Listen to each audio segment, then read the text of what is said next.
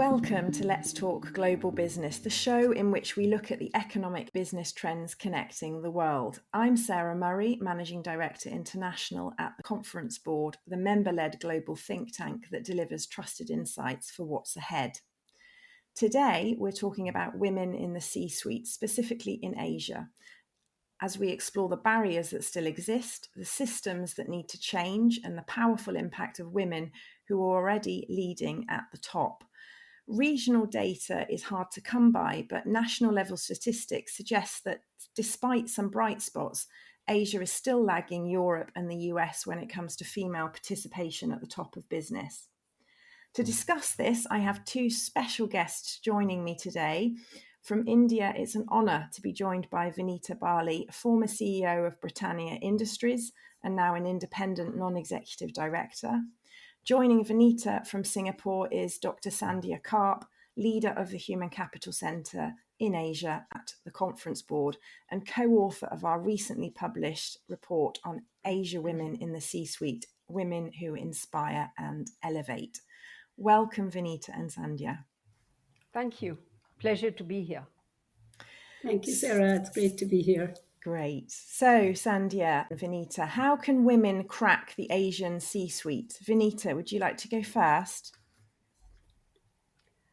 I think what we really need to crack is the ecosystem that is, in some ways, not giving women an equal playing field. Because, all of this happens within an ecosystem that is made up of women and men and institutions. And, if we're looking for that one significant change, to my mind, it is accepting that what matters most is the competency, the skill set, the experience of the individual, and not the gender or any other things that tend to get forefronted.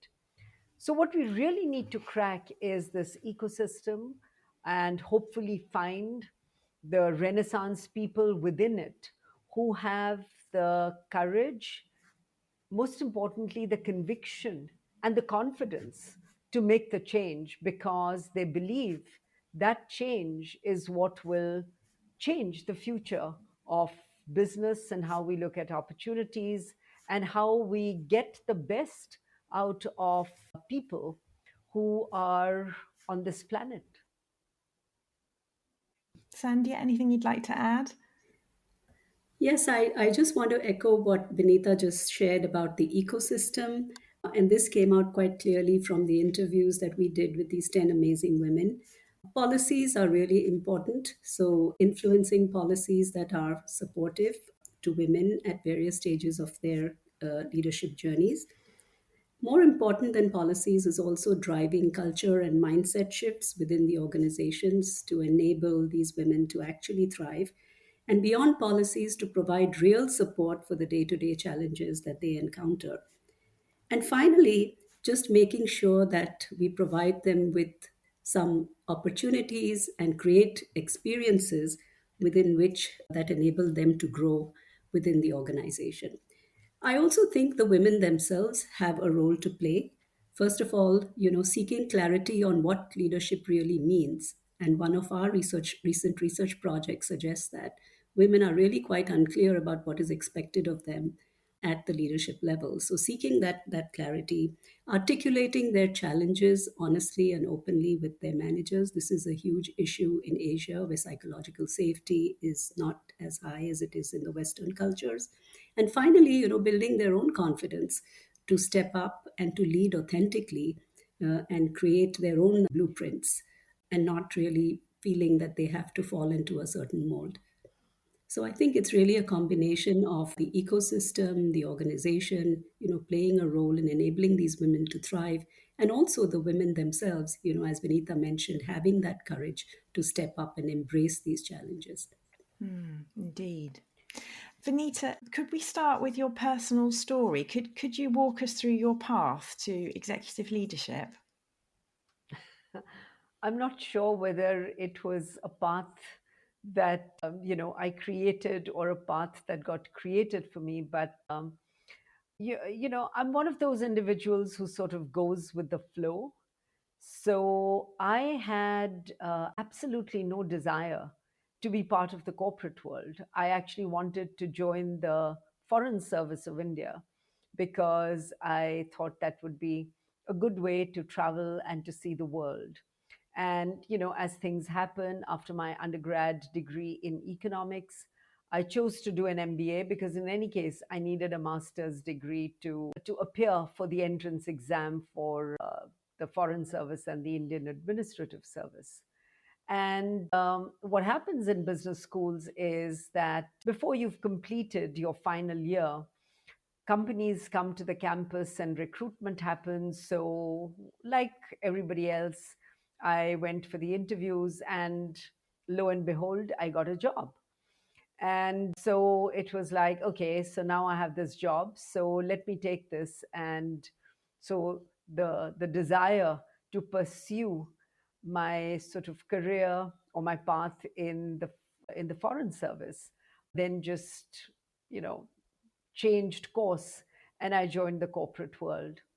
And I must say, Sarah, I think it's a function of opportunities that come your way. It is a function of your personal orientation, and how you look at those opportunities and what you do with them.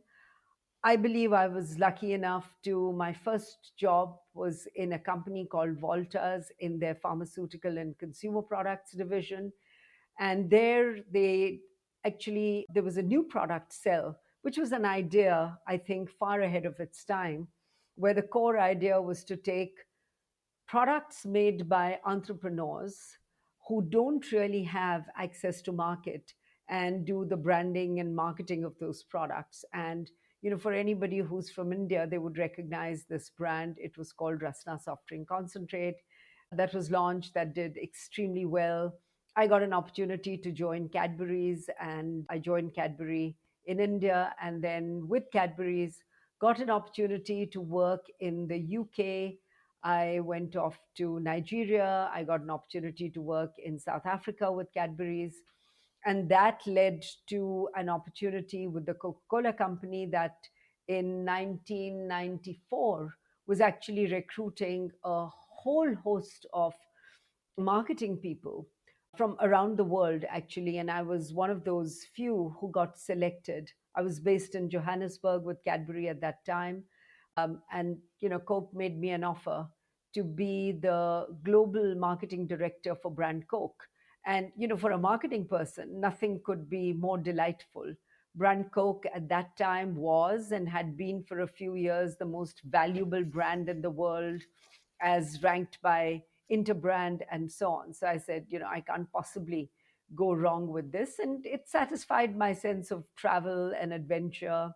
And, I think that's my temperament. All of these opportunities worked well for my temperament because I like to explore, I like to travel, I like to do different things. So from Johannesburg, I relocated to Atlanta and did that. Lots of very interesting things happened at that time. The Olympic Games, which the Coca-Cola Company sponsored since 1928, happened to be in Atlanta in 1996. So we were very deeply involved with putting together that entire strategy and so on. And then that led to an opportunity to be head of marketing, as vice president of marketing for all brands of the Coca-Cola Company for Latin America, which then led to, a division president's role, which is a P&L responsibility. Not that, we didn't have P&L or commercial responsibility as marketing people. So I relocated to Santiago in Chile and was the president of the Andean division for the Coca-Cola Company. That included Chile, Ecuador, Peru, Bolivia, beautiful countries, got to travel a lot, etc. Then came back to Atlanta as the chief strategy officer globally for the Coca-Cola Company, was made, a Section 16 officer of Coke, etc., etc. And then for personal reasons, actually relocated back to India and relocated back to India as the CEO and managing director of Britannia, which is a large dairy and bakery business in India. At that time, it was a joint venture with Danone. So that's in 2005 when I came back to head Britannia for India. And since 2014, so I've had long stints. I've had, 10 years with Britannia, 12, 13 years with the Coca-Cola Company, 14 years with Cadbury's. And so since 2014, I really have managed, or not managed, or created a portfolio of corporate boards where I serve as an independent director on boards in India as well as overseas, which has been a fabulous experience in and of itself. I keep telling everybody, if you select your boards well, then it is one of those perennial learning and development opportunities you create for yourself. And you get to learn new businesses, you get to meet smart people, you get to travel. I do two international and two in India.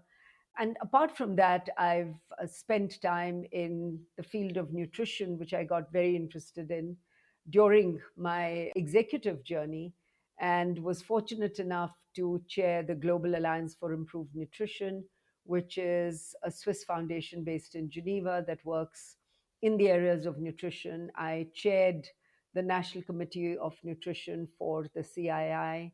I continue to be involved in nutrition, and I also find time to pursue other interests and hobbies in the academic world, in the world of art and music and dance, all of which I deeply appreciate and get inspired by. Wow, what a wonderful, wonderful journey that you've had. What was there a critical moment when you realised that you had the potential or the responsibility to lead? Not really. I never thought about the fact that I was leading. In some ways, leading is something that we do. Some of us, some people are very aware of it, and others, I think, do it inadvertently. And I've thought about this a lot, because these questions keep coming up. What is a leader? What does it mean to lead? And so on. And my conclusion really is that we are essentially talking about are qualities of leadership. And we may call it leadership, we may call it something else, but I think people who have those qualities, and I actually believe most people have those qualities, they just don't give themselves a chance.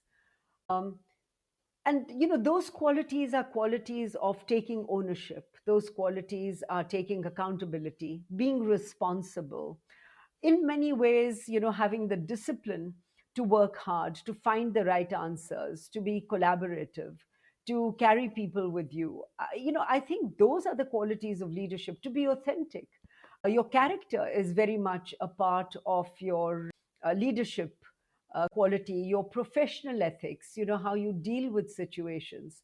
I think all of those things make for success, not just in the corporate world, but it is my belief that they would make for success in the academic world, in the world of medicine, in the world of development sector companies, because those are the quintessential qualities that determine how you work, the orientation you bring to your work, the the authenticity and genuineness with which you address issues, and I think the insatiable desire to do your best and create excellence. Hmm. Hmm. And did mentorship play a role in your journey, whether men or women that helped you along the way? Well, yeah, I think I was, again, particularly very fortunate to be given, I think, big opportunities before I thought I was ready for them. But, my temperament is such that if somebody, you know, opens the door for me, I am curious enough to enter it and see what lies on the other side of the door. So I think that helped greatly. I I would acknowledge also very much, the background I came from, the family. I mean, I came from a family that just encouraged, um, all of us. I have two brothers, and, all three of us to do what we wanted to do and to follow our path. So I was never stopped from doing anything for any reason whatsoever. I think at work, again, as I said, I worked with some terrific people, who, so I wouldn't say I had one mentor, but I had several people that I felt comfortable enough, my professors, friends, other people, uncles, aunts, who had been through similar experiences, people at work.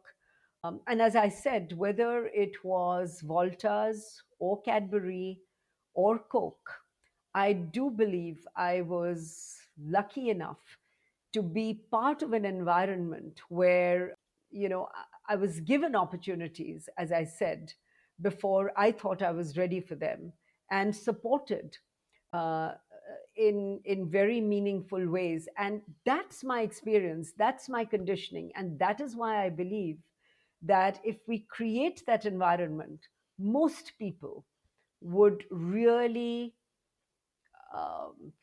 would really, what should I say, exceed their own expectations and expectations of others.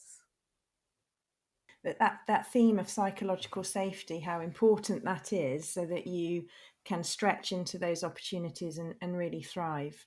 I think very well summarized by you. I think it was that space of psychological safety, and also, the an open door which said, come and experiment, do your best. Actually, it's my experience that nobody stops anybody from doing their best work. Only we stop ourselves from giving our best. Yeah, very true, very true.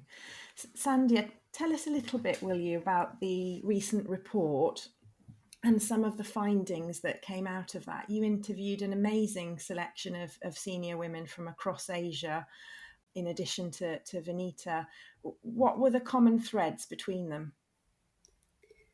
Yes, first of all, I have to say this report was very selfishly motivated, driven by my own very deep passion for this space of women in leadership. And so I was absolutely thrilled to have the opportunity to work with these 10 outstanding women from different countries across Asia, including India, Indonesia, China, Sri Lanka, Pakistan, Japan, Thailand, Australia, Malaysia, and Singapore. So we covered really the whole gamut. I have to say that I went into the interviews expecting that there would be, some differences in perspectives on what makes, what holds women back in Asia and what these women can do. But I was really amazed to see how similar they were in their thinking. While their own leadership journeys have been so unique and distinct, they all had a very common view on what it really takes to enable women in the organizations to thrive. Mm-hmm. So, first of all, I want to say that what was common about these women is they've gotten where they are today, just as Vinita described, by pushing themselves out of their comfort zones. So, that was the first thing. Every opportunity that they were faced with, they seized those opportunities. Many women have opportunities. How many of them really have the courage, as Vinita said, to be curious and courageous and walk through that door and not knowing what they're going to find on the other side? And that's what I think makes these women unique and different. The other thing that really struck me is, once again, what Vinita mentioned is the whole aspect of mentorship. And almost all of these 10 women highlighted that there was somebody in their lives, in early stages of their careers, who believed in them even more than they believed in themselves at that point. And these were they were men, they were women, and these were the mentors who really, sort of supported them, had their backs, pushed them into areas that were unfamiliar and probably uncomfortable. There were women like Benita, who's been in places like Johannesburg, Santiago, many, many years ago, when those were absolutely areas that, we wouldn't think of even venturing into. So the courage that it takes to sort of blaze these trails, I think is what I found was common across these 10 women that we interviewed. What I also found was common was the fact that they've gotten to where they are, and now they are using their influence and their powers within the organization structures, whether they're on boards, they're at C levels, to drive positive change for other women. So these are not women who are about themselves and their own achievements, but they are also looking to see what they can do to pave the way for other women to thrive. And I think that's extremely, extremely critical, because we do know that while gender equity and gender parity has been probably one of the first things that any company has looked at in their own inclusion portfolios, this continues to be a tough nut to crack everywhere in the world, and Asia is no exception. So we still have a lot of work to do. We don't have enough women in the boardroom, we don't have enough women at the C suite. And having voices like these at that level to champion women, to really create that empathy for what women struggle with to get where they need to be in the organization, in spite of having the talent, is something that is really essential. So I think all of them are playing a very, very critical role in this conversation about uplifting women and elevating women. And that's why we titled the report the way we did: the women who not just inspire but also elevate. There were 3 or 4 themes that each of them emphasized. And the first thing was, policies are important, right? So using their positions of power and influence to create policies that are supportive of women, like creating that ecosystem that enables women to thrive. So that's the first thing, because that kind of structural support is very necessary to normalize work-life balance, to normalize the transition phases that women go through, instead of saying, that's your problem to deal with, is something that all these women highlighted. The second thing is not going beyond the policy, so really influencing culture change in terms of mindset shifts, in terms of leader behaviors, even creating dashboards, that include this kind of accountability for leaders and even people at the C-suite. And I remember my conversation with Vinita, who highlighted that even boards need to be held accountable for ensuring that there is, a diverse talent pool. And most importantly, they talked about changing the narrative around leadership, moving away from what we call the male blueprint, which is, qualities like, being aggressive, being highly extroverted, or being an excellent verbal communicator. These are some of the things that the molds that we expect all these women to fit into. And I think that's where it breaks down. So changing that narrative and saying that, each woman can really bring her own personal imprint into the leadership journey, and she doesn't really need to lead like a man. And this came out in, I think, almost every single interview that we did, is something that's really essential. And finally, redefining success to not go beyond your work identity. You can be a successful person also being a great mom, or being a great member of the community. So I think redefining the narrative is a part of that culture and mindset shift that many of these women are working on. So it's really impressive to see the kind of work that they are leading, pushing a boulder uphill, I would say, literally, within their own organizations, to create that ecosystem that Vinita talked about, that putting all the ingredients in place to enable these women to thrive. And then ultimately, of course, it boils down to the woman herself, embracing these challenges and taking ownership for their own career progression within the organization. So I would say these are the few interesting similarities in the conversations that we had with these 10 amazing women. Thank you. If we move now to leadership styles, I'd like to talk a little bit, if we can, about leadership and how women lead, particularly in the Asian context. Vinita, you've worked across Asia, Europe, the US, Latin America throughout your career. Has your approach to leadership changed or adapted over time in those different cultures? I I think, or at least the way I think about this is, I'm not sure whether I would call it necessarily approach to leadership, though it is an approach to what you're doing. One of the things I realized, some of these lessons came easy, some of these were tough because, I was also sort of, young and inexperienced when I first went to work overseas.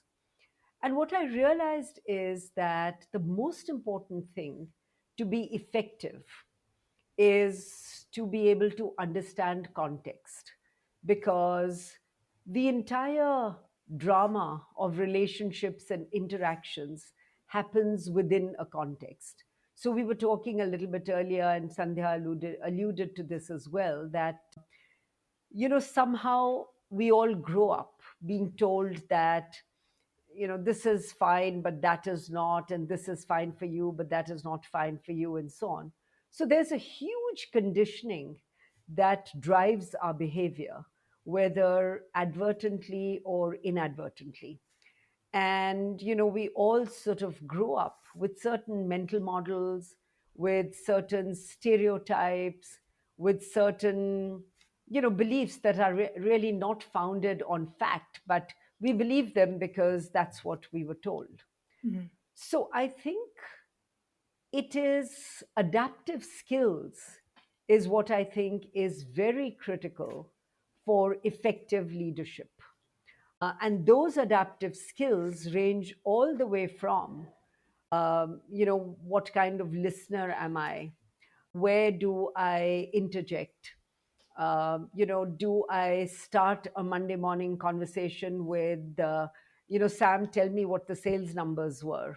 Or do I start the Monday morning conversation, if I'm in certain parts of the world, with, Sam or John or Joe or, Elizabeth, how was your weekend? Is everything okay? And now tell me, what the things are. Now, these might seem very, very mundane and insignificant, but you realize when you live in another culture, how certain things are important, why certain things are important. And you have to be able to have the sensitivity to observe, the, the wisdom to reflect, and the discipline to act in a manner which is going to be consistent with the culture and the environment of the place you're in. Mm. So yes, context defines it, what does it take to be effective.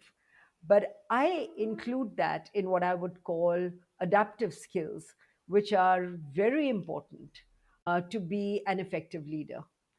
And those adaptive skills are important even when you're moving around in your own country.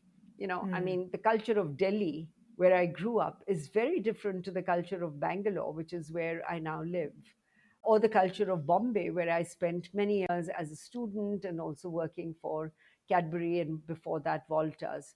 So I think just having that sensitivity, that antenna out there to understand context and then determine, what is the best way to be effective, keeping in mind that context, because the context is not going to change. You have to figure out a way of Mm. being effective in that context. Mm.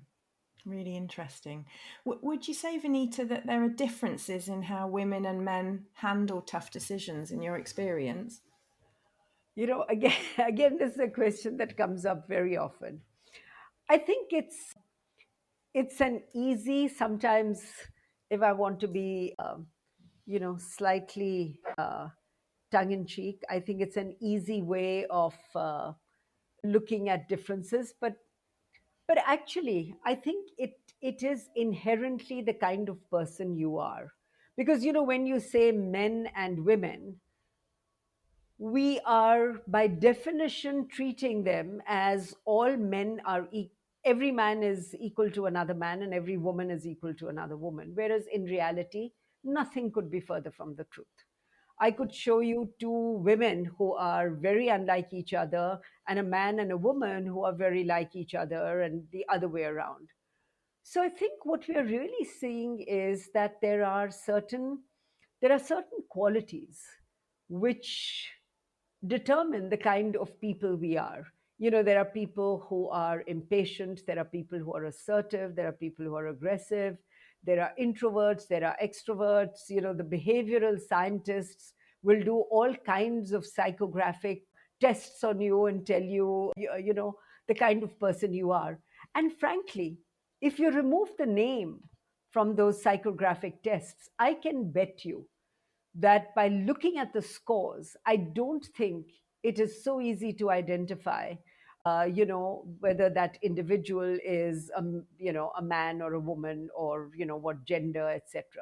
So I think, again, these are just perceptions and beliefs, and, which we've just grown up with, which we don't question.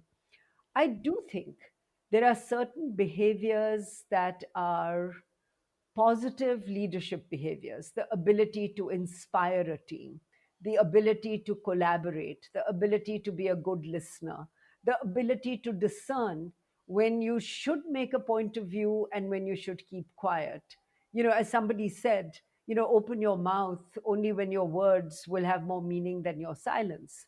So I think these are qualities of just being aware of the environment around you. Women can have them or not have them, men can have them or not have them. So I think essentially we are talking about human qualities. And, there are very ultra sensitive men and maybe less sensitive women. But, I think in general, people tend to think that women tend to be more compassionate, and perhaps we are. But I think, you know, compassion or empathy is something that, again, we need to be made aware of. Yeah, yeah, good point.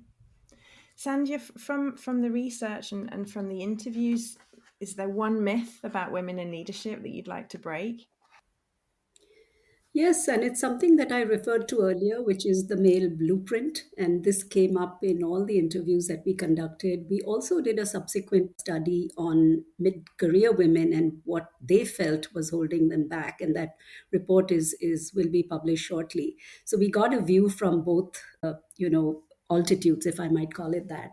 And what they said to us is, we are expected to show up like men, and that is really something that damages our own self-esteem, our confidence, because that's not who we are, and therefore we are not comfortable raising our hands for leadership positions. So I think organizations need to be really careful about that narrative, is how they are communicating the expectations of leaders, what kind of role models are being glorified within the organization. If it is typically somebody who shows up in a different way, that almost makes women feel that this is a bridge too far, or it is not something that I can achieve because that's not who I want to be. So emphasizing that each person, man or woman, as Vinita rightly said, can bring their own personal leadership imprint, to that position and that role, is something that needs to be normalized and embraced. And I think, if I look back on my own leadership journey, what people have appreciated or not about me is that, things that are uniquely Sandhya, not something that I'm trying to emulate for of some other leader. But so I think authenticity is really, really key for good leadership, is just be who you are, show up honestly, show vulnerability, be humble, be a lifelong learner. And I think as we grow older, that's even more important, because knowledge is becoming so quickly obsolete that there's so much we can learn, from generations that are coming into the organization.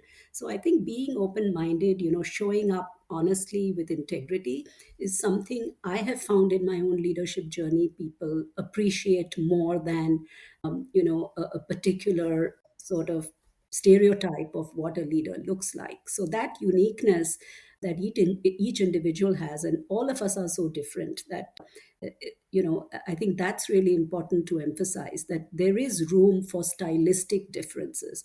And if I might cite, my own experience of relocating as a first generation immigrant from India to the United States, and I landed my first job, I have a lot of battle scars to show for what it took to stand up in corporate America and be successful. And I remember I worked for one of the top business schools in the world, and my first boss in 6 months came to me and said, Sandhya, I don't think this is working out, and that's because I think your leadership style is too warm and fuzzy. And I didn't know what to do with that information because I had just landed there. But 6 months later, the results started to come. And to this gentleman's credit, he came up to me and said, I'm going to take my words back because something you're doing is working. And I'd like you to keep doing it. And I'd like more people to be doing something like that. And I realized that I made the choice to stay on course and to, be who I thought I want to be and not change myself. And it worked, even in a context which was expecting something very different. So I think it is important for us to be ourselves, and to recognize that there are alternate paths of getting to the same goal, and therefore we need to really embrace stylistic differences. And women do lead differently, and maybe that's where I probably disagree a little bit with Vinita. We do come at situations a little differently because of how we are wired, and I think that's okay, and that needs to be normalized and embraced in organizations and even celebrated for that. If I may, Sarah, if I may, I just want to say what Sandhya said. So, the point I was making was not that there are no differences. I think there are, but I think we tend to exaggerate the differences more than they ought to be exaggerated.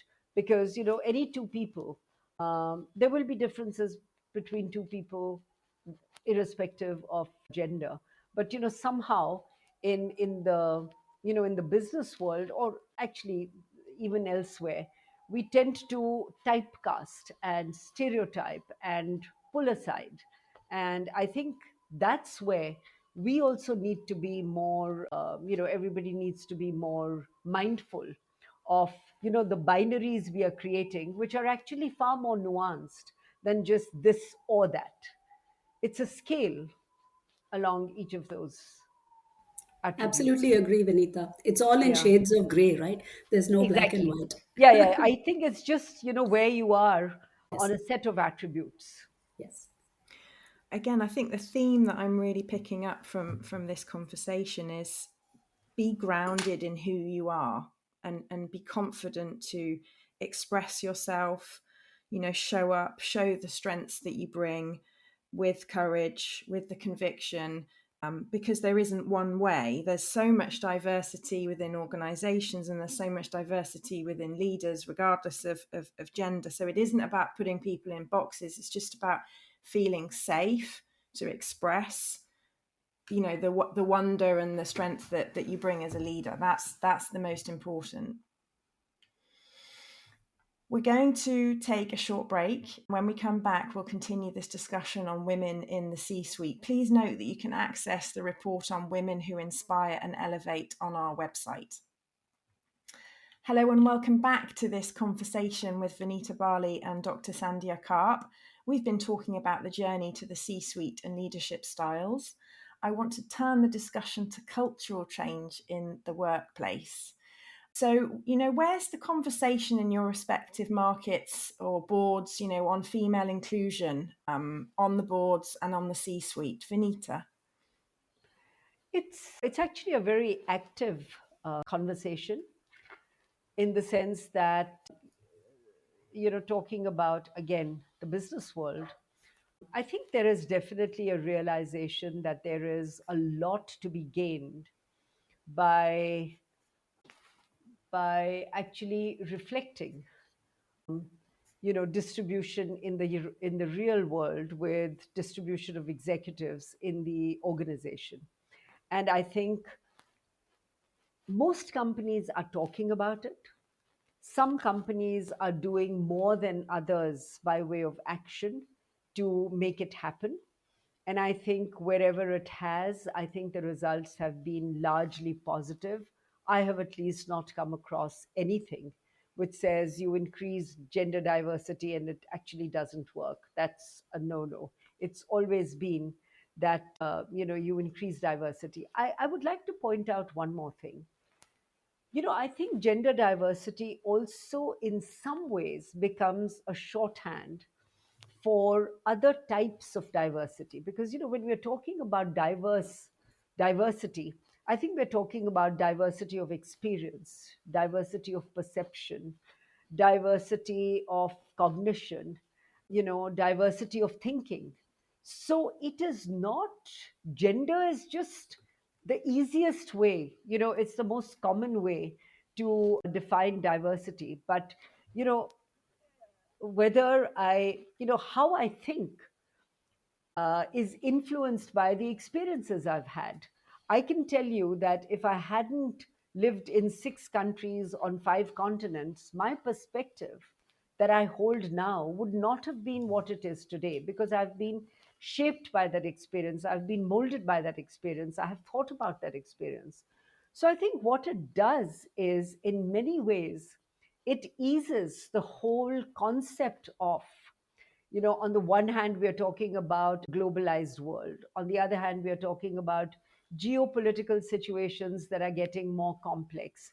We are talking about greater understanding. We are talking about, for almost the very first time, big challenges that impact not a little geography or some part of the world, but that impact everybody. Look at climate change. You can be living in the most prosperous country in the world or in the least prosperous country in the world, and all of us today being impacted by climate change, whether we accept it or not. So I think there is a need for the world actually to come together in dialogue, not in divisive anything. And I think that becomes the role of leadership going forward. Hmm. Very true. We've talked so far about the importance of policies and ensuring that they're in place to allow women to thrive and to move forward. What do people often get wrong about how change happens inside companies? Because there's policies, but you've also touched on, it's not just policies, it's also culture change. So have you got some examples of why it goes wrong and why?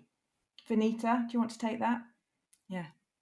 Um, yeah, because, and I've been through 4 or 5 big transformations. I think, first of all, organizations tend to underestimate complexity and overestimate capability. So, what we think can happen very fast oftentimes does not happen very fast. I think the second thing is, a lot of times, change is thought of as, it starts with, let's talk about a change in structure. So, it's, people will say, okay, so what is the operating model? And structure usually is, are we delayering? What are we going to do? But I think what we forget is that work doesn't happen in a structure. Work happens through a process.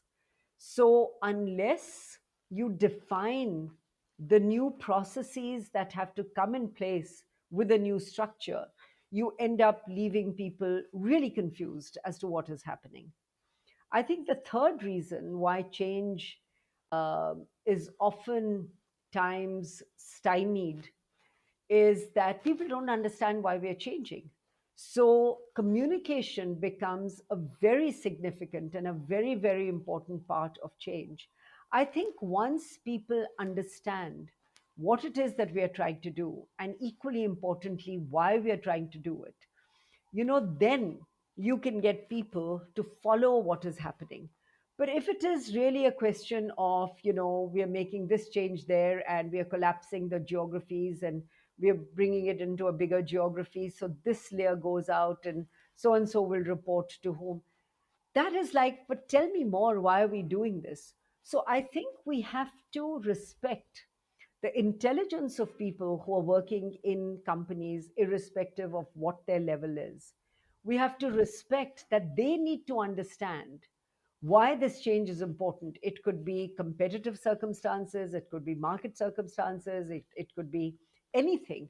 But I think the moment you communicate and the moment people understand why what is happening, then it begins to move really well.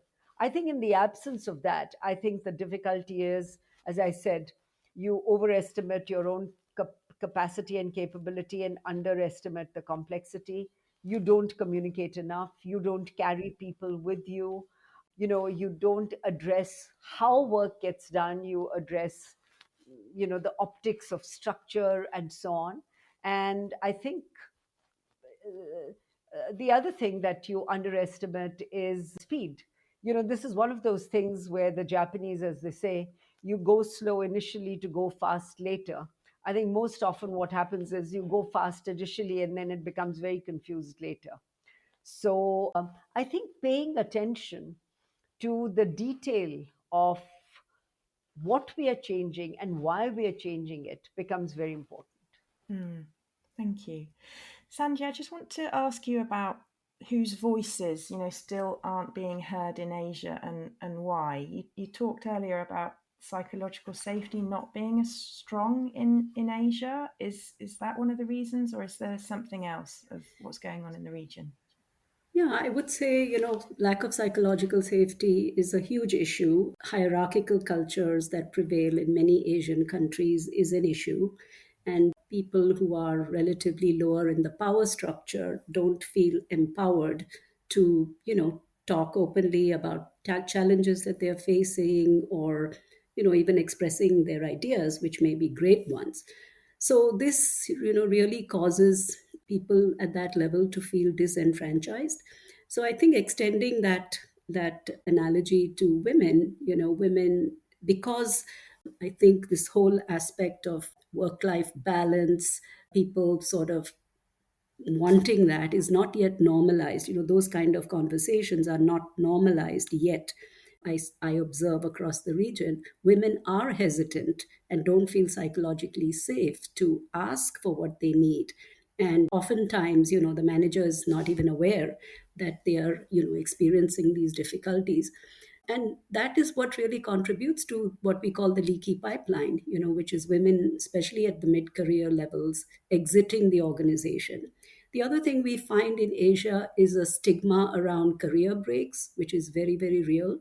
A, a, a report that I read recently said 46% of hiring managers, both men and women, have not hired women who've taken a break in the last 12 months. So destigmatization of things like that is really important. And some of the women we spoke to as a part of the interviews highlighted that they were actively looking at creating structured return to work programs which give these women soft landings, because what we find in Asia is the women who exit the workforce are typically unable to return, and we are losing an entire talent pool there, because we are, first of all, not enabling them to, giving them a soft landing to come back to the organization, or we are not thinking creatively about alternate arrangements like part-time roles, that offer more flexibility that the women may need. And research also indicates that lack of flexibility, is goes against, is actually it's the women who suffer most when the structures are rigid and they are not flexible enough, because they really need that flexibility to get that balance right. So we also have in Asia the whole triple burden aspect, where women are not just caring for their children. The unpaid work that women do in across Asia is much, much higher. The imbalance is much higher than what you see in other parts of the world. So they are carrying not only the burden of the unpaid work looking after kids, but very often you have multi generational families in countries where they also have responsibility for caregiving for the seniors, and the adult, the aging members of the family. So there are all these, aspects to take into account. And that's where, we need champions within the organization, whether it's men or women, who are influencing, change of culture and policies to enable these women to flourish. Thank you. As we wrap up this discussion, can I ask you both to reflect on what we've discussed, and if you could give one piece of advice to business leaders coming out of this podcast, what would it be? Vinita? I think business leaders have to show leadership and change the trajectory that we have lived with for a long time. And the only change we need to make is to accept that we've got to give, or we've got to create a level playing field for everybody, and then let the best athlete win. Thank you. Sandhya? Yes, I would say shifting the narrative from we need more women to we need more talent, really results in even making the women who make it and who are successful being seen in a positive and a different light. And as Vinita said, we are looking for cognitive diversity. It doesn't matter, genders, race, etc. are irrelevant. It's really looking for people who have talent. And one of the things we didn't talk about, which was highlighted in the conversations, was using data analytics and using AI to de-bias hiring practices, so that you are creating that level playing field for the women. So there is a lot of talent out there. You have very, very competent women out there. We just need to create that ecosystem that Vinita mentioned, and that level playing field that enables them to really shine and get noticed and be given these opportunities. Add a tangential thought to this, to what Mm-hmm. Sandhya has just said. Mm-hmm. It suddenly struck me that, if you look at, so there are two big ecosystems. One ecosystem is when we start working, our workplace, and the second is home. And if we think about the fact that all the men and women who come to work in our, in the offices also go back to a home, and they have a responsibility to create a certain culture, environment in the home, which, if it gives equal opportunities, to little boys and little girls, and doesn't differentiate at that age between what one can do and the other cannot, or the other way around, I think we are also going to end up creating, a very positive, ecosystem that reinforces each other, where you say that, as people are growing up, their minds are not conditioned to think in terms of differences, but more in terms of possibilities. It's not about what separates us. It's about it's about what brings us together, what enables us to collaborate, what enables us to co-create, what enables us to do many things together, which cannot be done separately. Wonderful. Ladies, I'd like to thank you so much. It's been such a fascinating conversation. Thank you for your time. Thank you for your insights and the wisdom that you've shared with us today. That brings us to the end of this episode of Let's Talk Global Business. We'll be back next time with a focus on a new topic. You can find the report Women Who Inspire and Elevate, as well as listen to the entire catalogue of podcast programming from this series by visiting our website, conference-board.org. Thank you, Vinita and Sandhya, for sharing with us today. Until next time on Let's Talk Global Business.